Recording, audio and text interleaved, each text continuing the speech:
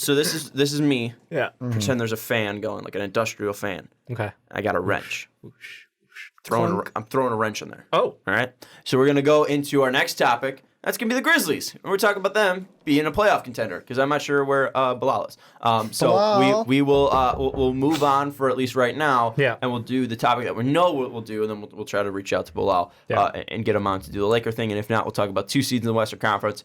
But let's jump in. We're going to talk about the Memphis Grizzlies. Right now, they're 28-26, 8-2 in their last 10. They are now 4.5 games back of the 7th seed Mavericks, Close. and they have a 4-game lead above the 9th seed Portland Trailblazers. And I know that Memphis Grizzly fans are immediately going to see the title and be like, what the fuck, we're already in the playoffs.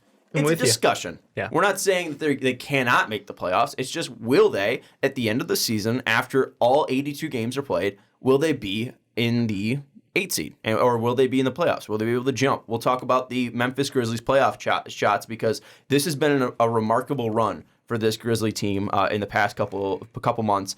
John Morant's really hit his stride. It's been a fantastic stretch as well from what's his face, Jaren Jackson Jr. Yes. This team was absolutely horrible. I think at their worst they were like 12-21, and then they just started going on this absolutely massive run that has now gotten them above 500. So shout out to them. They've already passed their Vegas win total. Dave, where have you seen the biggest growth in this team from? What has been the biggest catalyst to this run from going, from 21 and 22 or 12 and 21, being 9 games below 500 to now being 2 games above 500? What has been the biggest spark to that change? It's the rotational help. They've made some minor adjustments in their back end rotation of this team and the way they split up the bench and starting units. And the time that you have John Morant sitting, in order to keep the offense moving, they were rolling with Tyus Jones, and they moved over to Melton leading the second unit. It's who's running the offense and what kind of tandem in the backcourt seems to work best for them, because Dillon Brooks had that incredible spree where he was just putting up 20 plus a night every given night. Marshawn Brooks? Marshawn? Jillian Brooks. I think it's Jillian. Yeah, Jillian Brooks had an incredible run there. And he got paid. And he got paid. Worth. But it's the rotations, and it's them knowing or figuring out that, what's that backcourt going to look like without John Morant out there, and how can we keep the offense rolling? And can you run it through Brandon Clark when you how do you get the most out of Brandon Clark in the limited minutes he's getting? Because he's only playing 20 to 24 minutes a night, but he's so incredibly effective in those minutes. It's I want to get him out there more, but they're not going all in on that, and I think that's smart because it keeps their spacing open, and it keeps the rebounding numbers excellent, because JV and Jaren Jackson Jr. out there are really a fantastic tandem. And I like the idea of Triple J with Clark, but it's just not something they've pushed too heavily, which I'm okay with. And I forget what video I watched, but I think it's very similar to exactly what you're talking about, of keeping those minutes staggered and keeping them fresh. Yeah. I think it had to be something about, let me go back in my watch history, because it was basically that same idea of, at the end of the game, it was literally you were getting fresh and killing. Oh, it was SB Nation's video. It was a reminder about the 2005 Bulls Wizards series. And it was talking about Ben Gordon and keeping him fresh, because at the fourth quarter, Ben Gordon was just scoring left and right because he was so fresh out there. And that's what I seem like they're doing from Brandon Clark. Brandon Clark just comes out and he's immediately efficient. He's grabbing boards left and right. And you could do that too, because you look at the young guys, and we always end up talking about, Jaren Jackson Jr. and Jandon Jark. We talk about those guys, but we kind of forget that they also have Jalen Junis. And we love Jonas. And it seems to be that he's become very underrated since coming over to Memphis. He's their leading rebounder. He's been very effective. And although he isn't this young, exciting name, he is a very good center. And he was a good center in Toronto. He just wasn't the right center for them to win a title, but it wasn't anything that he was a complete detriment to that team. They upgraded. They got Marc Gasol, and Marc Gasol obviously helped them win those games. And Jonas possibly could have done that, but I do love their ability to go from traditional big in Jonas Valanciunas to then killer athleticism in John Morant, Jaren Jackson Jr. and Brandon Clark in the blink of an eye. And their ability to run those rotations are so incredible. And it's so weird, too, because technically at the deadline, this team was kind of sellers. They went out and they traded this big piece in Andre Iguodala. Yeah. They traded out Jay Crowder, who was at least a guy that was eating up minutes for that team. He had a couple good games as well, where he was scoring 27 points for them. He started 45 games with them. Yeah, so they ended up trading one of their starters, and it still feels crazy to say that they're in a better spot after that trade, because at some point, and I don't know if it's going to happen this year because this injury is kind of just weird, they might get Justice Winslow back. Which I love. And this team went from, holy shit, they could be scary, to this team will be scary. Yeah. I just worry that this team with their youth, Ricky, that they might not be able to keep all of this steam going, because it is such a great run that they're on. I don't know if it's truly capable for them to keep it up. I want it to be, but you look at the past couple games, and it looks like they only have, I think, 5 losses total in their last 20 games. I think if I'm counting that correctly, I could be wrong, but I think they're 15-5 in their last 20. They've been on this incredible run. I don't know if that's sustainable. I hope it is, but what do you think about this youth and trying to keep that sustainable? I'm going to go out there, and I'm going to be the heel this time against the Memphis Grizzlies. You ain't making the playoffs. Ooh. You're not. And the first reason why, it all stems to their schedule the rest of the way.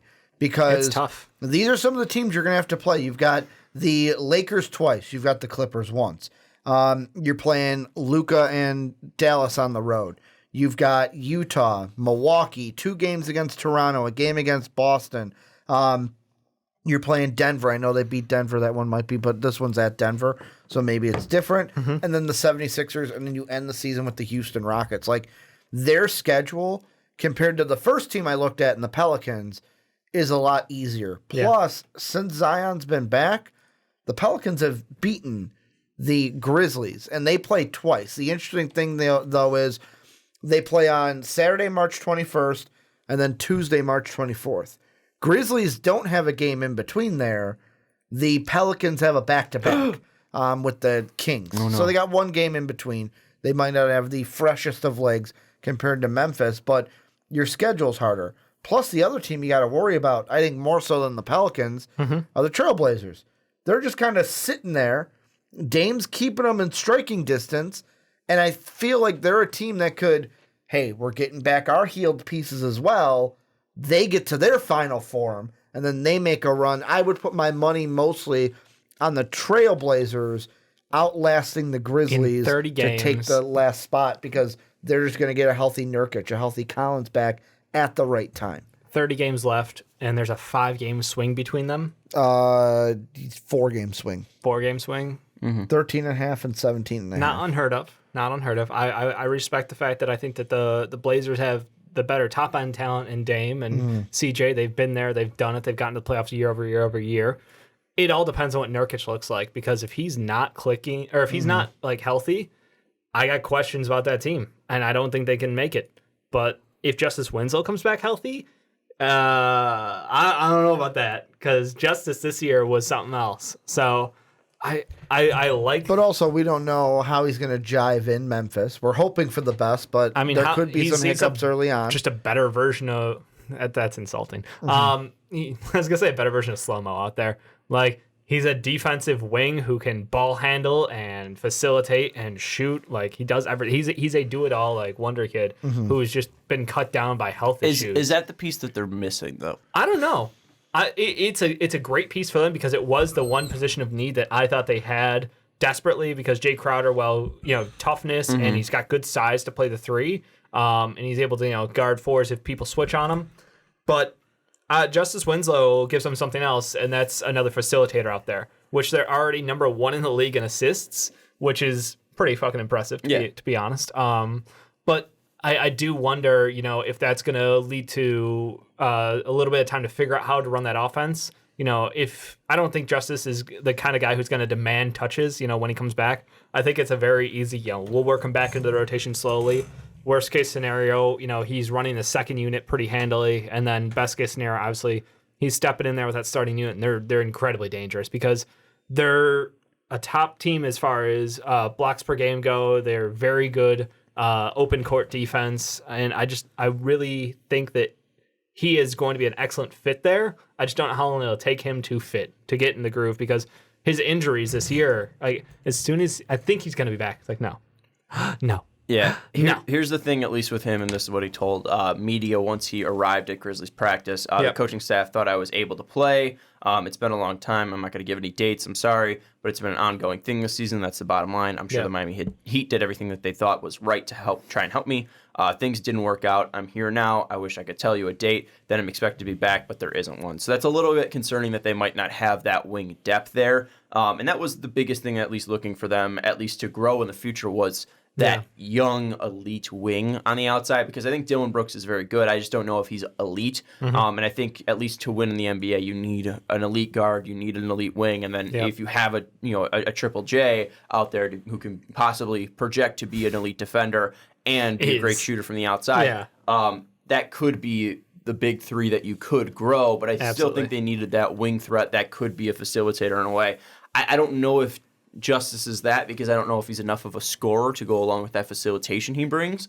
But I think with him, it's a setup. I mean, we saw it in game the streak at the end of last year when Goran Dragic was out. He was their point guard, and he was putting up 20 plus a night on great shooting, on good splits. Like he can be. It's just how they use him, how he looks off ball from John Morant. Like it's hard to think that your shooting percentages are going to get worse from incredibly wide open looks. So like I think it's going to be good. I'm hoping like a week after All-Star break, he's looking to suit up for the first time. That's my hopes. Yeah. Where he gets 20 plus games to run with during the end of the year, up to the playoffs, because I really think that this core is something special. At least the last kind of run that he had before he had a streak of inactives. He played 13 games, 14 points per game, 4.8 assists, 1.5 steals, about 6 boards, shooting 48% from the field and 41% from 3 on 4 attempts. So, I mean, it's good, but I don't know if that's enough. It's pretty fucking good. At least to be the elite wing that I want to say. But then again, he's 24? I think he's about to be 24. So he's going to turn 24 on March 26th. So next month he'll be 24. It's still in the right range to be that elite wing. You talked a little bit about the Trailblazers. Let's talk about their playoff hopes. Outside of the Trailblazers, do you think there's any other team that's kind of creeping in there? Or do you think that the Grizzlies have given themselves enough of a gap to where San Antonio is now 5 games back? That's a little bit too much of a gap to close. Where Memphis would need to really pull a choke job to let anybody besides Portland catch them. I think the Pelicans could catch fire, because looking at the Pelicans schedule, like compared to the opponents that the Grizzlies have to play, like I look at the Eastern Conference opponents and I'm seeing more of with the Grizzlies: Milwaukee, 2 against Toronto, 1 against Philly. Where you look at the Pelicans, they play Atlanta twice, they play Charlotte, they play Orlando, they play New York. Oh, and then they got Philadelphia. Oh, they got Washington at the end of the year. Like their schedule, their strength of schedule is a lot better. weaker. Like the only 2 playoff teams they play from the East are the Heat on March 6th and then the 76ers on April 11th. So I mean, the schedule to me that's where it fits in. Where the West, they're pretty much the same. They got to play the same opponents, but this is where the Grizzlies are getting all those East playoff teams, and the Pelicans aren't. So the Pelicans would be the only team outside the Trailblazers that I think could make a surge and possibly either make the race really close or take it from them.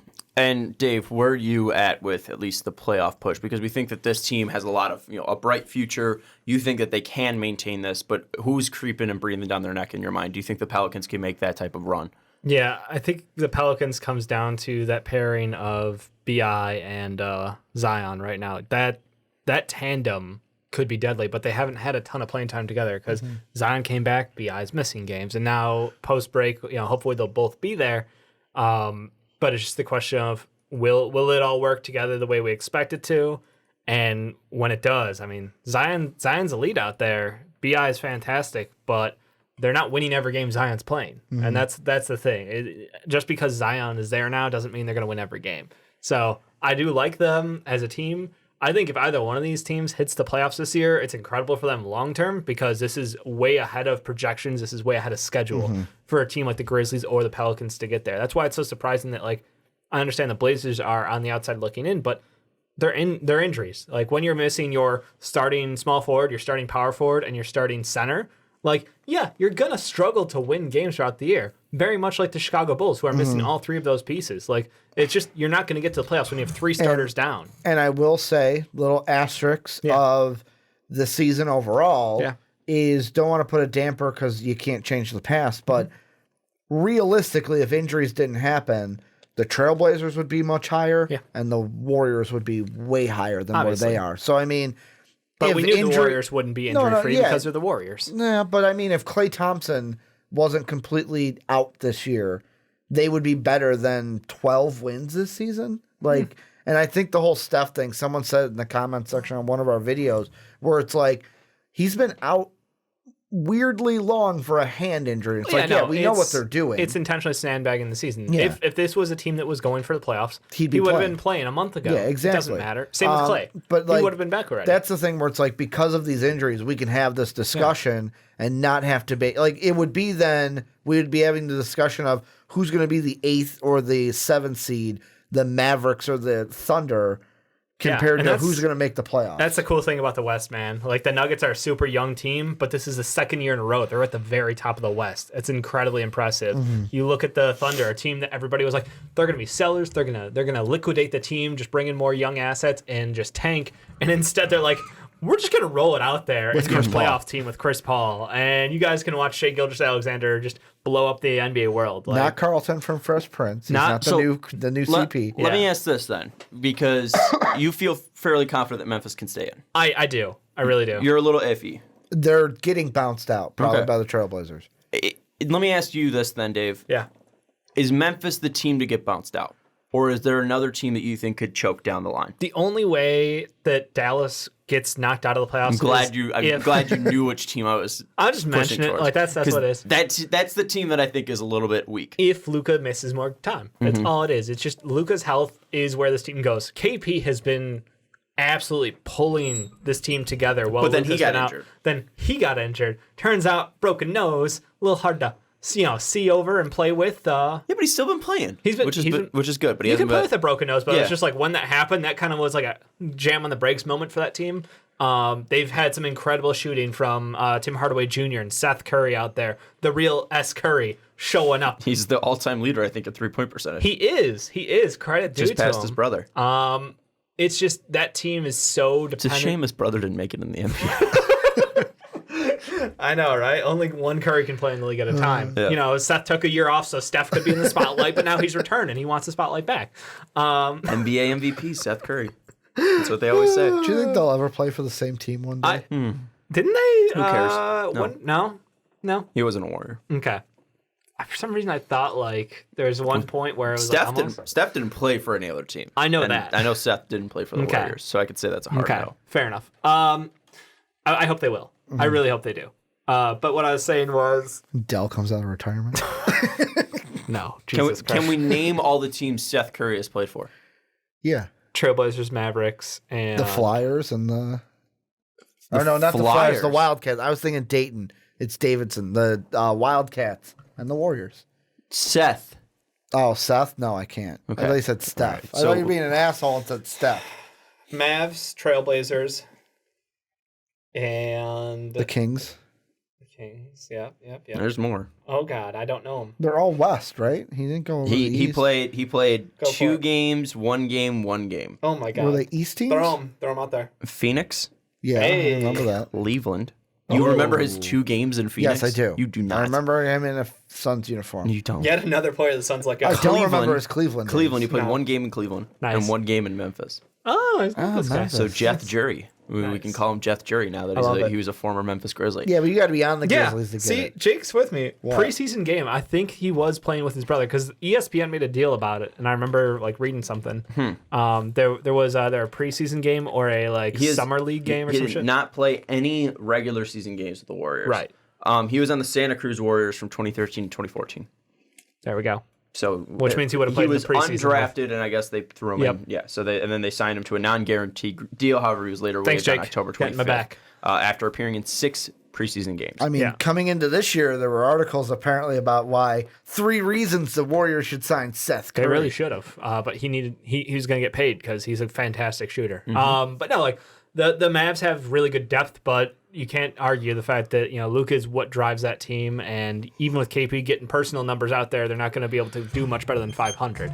So I think if Luka comes back and he looks healthy and he looked, I get the All-Star game and it's very low effort, but like in the Rising Stars game, he was just out there joking on kids. He hit that buzzer beater half-court shot, and it was like the calculated. It was like, and just goes. Just off backboard. It's perfect. I don't think they're going to fall off. I think Luka will be back and be playing, and they'll be able to make it there. I think the playoffs, what they look like today, is what they will end as far as the teams. Oh, really? The rankings, I don't know if that'll. So I think that'll you have wiggle. Lakers, Nuggets, Clippers, Jazz, Rockets, Thunder, Mavs, Grizzlies. I do. That I don't think it's gonna have any change in there. And you have Lakers, Nuggets, Clippers, Jazz, Rockets, Thunders, Mavericks, Blazers. Yes. So you're not going on the Pelican train. So You have them both fall out, Ricky. Go full heel. No. They are falling out. No, both but teams like at the bottom. Oh, the Mavericks? No. Mavericks all, or the all Thunder? 7 falling teams. out. We're going to see all 7 teams fall out and all other No. 7 teams come in. The Grizzlies will fall out. Minnesota going to go on a run. I'm going with the Blazers only because I just I have a feeling that Nurkic and Collins will come back, and that'll be enough to mask how good the Pelicans will do. So it'll be like they'll both go on a run, and it'll be like Blazers, Grizzlies, Pelicans right there, and then they both Here's miss the out. thing. It'll be a down the line. Diamond brings up a good point though. Pelicans got to keep JJ's playoff streak alive. They do, but they won't. The thing with the Trailblazers is everything that has happened this year should speak to a playoff run, right? Damian Lillard has literally put this team on his back, and Hassan Whiteside has had his best career, his career year. Probably you could argue one of his best, at least. We'll just one put it or up two. there. Yeah. He's been insane, and you thought that going in, their biggest weak spot would have been center because Hassan Whiteside has been so iffy. He's cost $27 million. You thought they move him by the deadline, and they have Nurkic. I don't think Nurkic coming off a broken leg can save them, and I don't think Collins is going to save them either. I truly do not see Portland as a threat. If Dame is doing this and Whiteside's playing the way he is, I don't think they have enough if they are still 4 games back of the 8th seed to push it. It is though, because you lose one game and the Memphis lose one, that goes up to 5, and then you just have to go on a run. Not when you play 2 games against Memphis the rest of the year. Like those. Okay, could be but what if they lose 2 both wins. of those? I know, but right now they could both be wins, and then that flips everything. They could, but I don't think it's gonna happen. I think Memphis is a good team, and I think they realize that this team could possibly be on the ropes. I think Memphis is a deeper team too. And I think that's the biggest thing that hurts Portland is they don't have the depth. gritty defense and shooting of a Grayson Allen. Who doesn't love that shit? Like, and How many our boy trips? Bruno. How many trips? Trips per game? Pretty Yeah, low. per game. Pretty low. But Our guy Bruno now in the our boy Rockets. Bruno Capicolo gone. He's now a center for the Rockets. But they did bring in Gorgui Dieng, which honestly, good backup center. He's been able to add that 3-point shot in his time with the Minnesota Timberwolves. It's weird to say good backup center when the contract's awful. The entire time we're just like, he's in this trade contract. Yeah, I get it. We even talked about his actual basketball ability. Well, no, I mean he's not a guy like Mozgov who's going to not be in the NBA when his contract's over. He's just going to be much cheaper. Yeah, that's it. That's I mean all it he's is. fine. He's a good He's just not backup worth player. $15 million. Yep. But with the Portland Trailblazers, like the thing that's really struggled with them is the wings. Like, they lost wing depth. They end up going out and making the deal for Trevor Ariza, which was a great deal for them. I think that's going to pay off. But, when you got Carmelo Anthony shooting a cool 33, 26, 85 from the field, that's not going to get it done since the start of February. So in the last month of the year, they've gone 3-4. Melo has been abysmal. And you can keep going further back, but like it's trending in the wrong direction. Let me just put it that way. So you can't count on him as a scoring option on a nightly basis. He could give you 20 on mass shooting one night out of 10 maybe. So I don't know. That's the thing. I want Nurkic to come back and be healthy because I loved him so much during his last run. But like you're right, Sean. Big leg injury on a big. if anything goes wrong, if anything sets back, there's a question mark. Zach Collins, young player. We always want him to be that darling. He's like, this is a breakout year for him. He might have an opportunity to get some serious minutes when it counts down the stretch, but it will be very interesting to see what they can do to really pull things out. Also, Jake in the Twitch chat says, Dave and I, right again. He shared a video of the Currys. It was 2013 Nice. that they both played a preseason game against the Utah Jazz. Very nice. And that's going to do it for this topic on whether the Grizzlies can make it to the playoffs. Count on it. Yes. Ricky saying no. I'm going to say Blazers, but man, I'm rooting for the Pelicans. I think it could be. Just say Pelicans. I think the Grizzlies the Blazers will do have it. built themselves enough of I a wanna be cushion right. to say that they will make the playoffs. I think that this team will be absolutely fun. They might get their asses whipped by LeBron, but That's fine. Who cares? Who cares? It's fun. Yeah. And that's the cool thing. And I like the Nuggets comp a little bit. But the Nuggets that year, the year before, they didn't even make it, and then they jumped all the way to the 2 seed. Yeah. So even if they don't make it this year, it's not a death sentence. Right. The fact that you saw this much growth this year is impressive. Grizzly fans should be proud of their team because this team's going to be stupid good in the next 3 years, 4 years, 5 years, and hopefully longer than that. But let us know what you think of the Grizzlies down in the comments below.